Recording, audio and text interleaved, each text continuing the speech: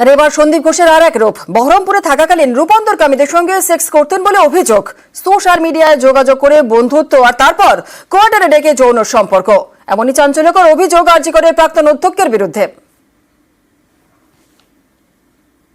ট্রান্সজেন্ডারদেরকে খুঁজে বার করে সেক্সুয়ালি একটা সম্পর্ক তৈরি করেছিলেন। উনি যেরকম ভাবে সেক্সুয়াল অ্যাক্ট করতেন সেটা হচ্ছে কামড়ানো, খেমচানো, রক্ত বার করা, মারা, এই ধরনের।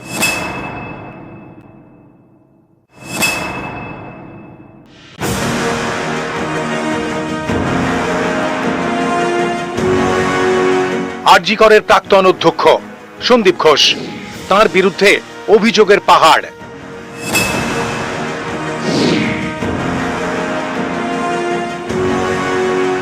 2রা সেপ্টেম্বর আরজি করের দুর্নীতির অভিযোগে সন্দীপ ঘোষকে গ্রেফতার করে সিবিআই।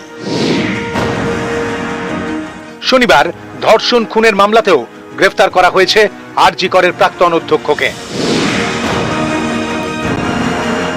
এই সন্দীপ ঘোষের আরেক রূপ প্রকাশ্যে।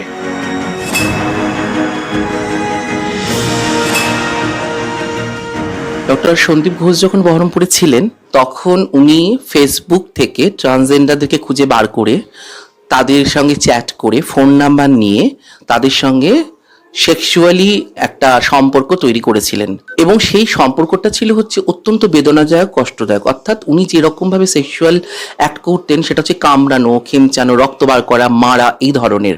উনি যেখানে থাকতেন সেখানে ডাকতেন, যাদেরকে ডাকতেন তারাও নিশ্চয়ই বুঝতেই পারতো যে উনি কি ইন্টেনশনে ডাকছেন, তারাও যেত, কিন্তু তারা এটা বুঝতে কোনোদিনই পারেনি যে ওনার ভালোবাসাটা এইরকম চরম, সাংঘাতিক এবং হিংস্র।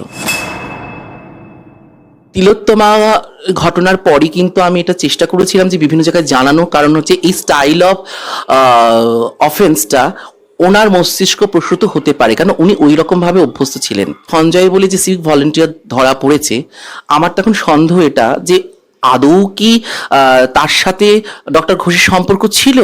এমনও হতে পারে যে তার বেড পার্টনার হিসাবে সে হয়তো ছিল বলে নিজের মাথা পেতে সবটা নিয়ে নিচ্ছে। এর আগে 2017 সালে হংকংয়ে এক পুরুষ নার্সকে শ্লীলতাহানি করার অভিযোগ ওঠে সন্দীপ ঘোষের বিরুদ্ধে।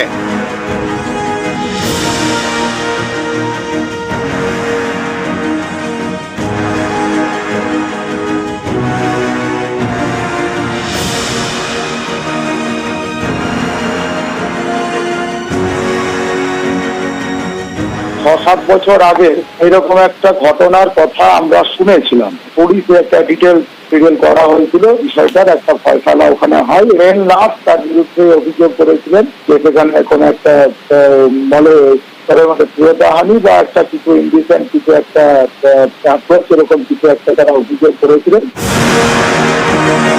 এবার রূপান্তরকামীদের কোয়ার্টারে ডেকে তাদের সঙ্গে সেক্স করার অভিযোগ সন্দীপের বিরুদ্ধে। মুর্শিদাবাদ থেকে প্রণব বন্দ্যোপাধ্যায়, নিউজ 18 বাংলা।